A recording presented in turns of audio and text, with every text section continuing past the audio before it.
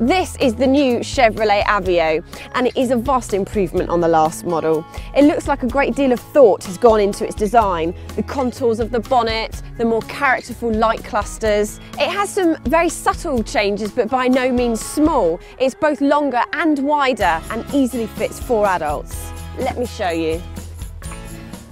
Space in the back here is excellent. There is loads of leg room, loads of headroom. The seats are quite comfortable, and the middle seat would probably comfortably sit a child. Also in the back here, they have a cup holder so they can share a drink. The boot is pretty large. It's bigger than a Suzuki Swift and a Ford Ka, so that's quite impressive. It's also very practical for such a small car. You've got these useful D-rings here and some elastic and rubber attachments here so you can stop things from moving around in the boot. Also, you can fold the seats down to give even more room.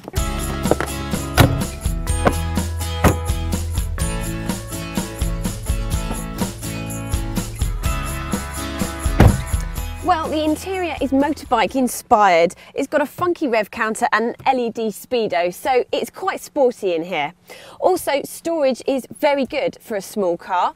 It has a split level glove box, which I particularly like because it means you can put your CDs in the top. It's also got more storage here and here. Also, the door bins are fairly large. You can put a big bottle of water in there.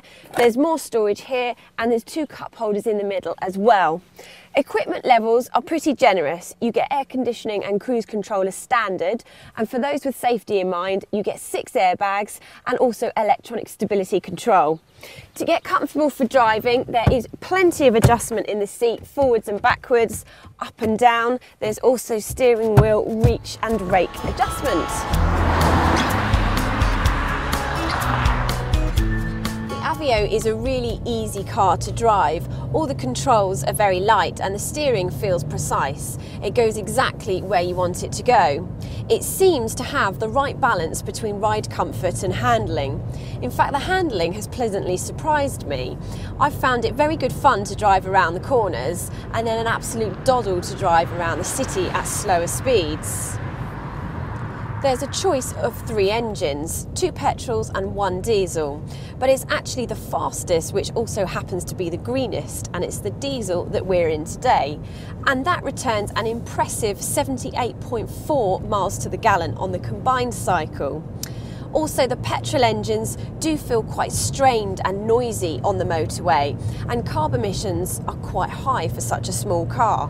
When you do get this car up to motorway speeds, the road and wind noise can be quite off-putting.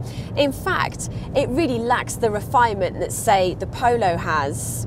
Also, there's no escaping this cheap plasticky interior. It does make you question the build quality. Despite this though, there should be some reassurance because all Chevrolets come with a 5-year, 100,000 mile warranty.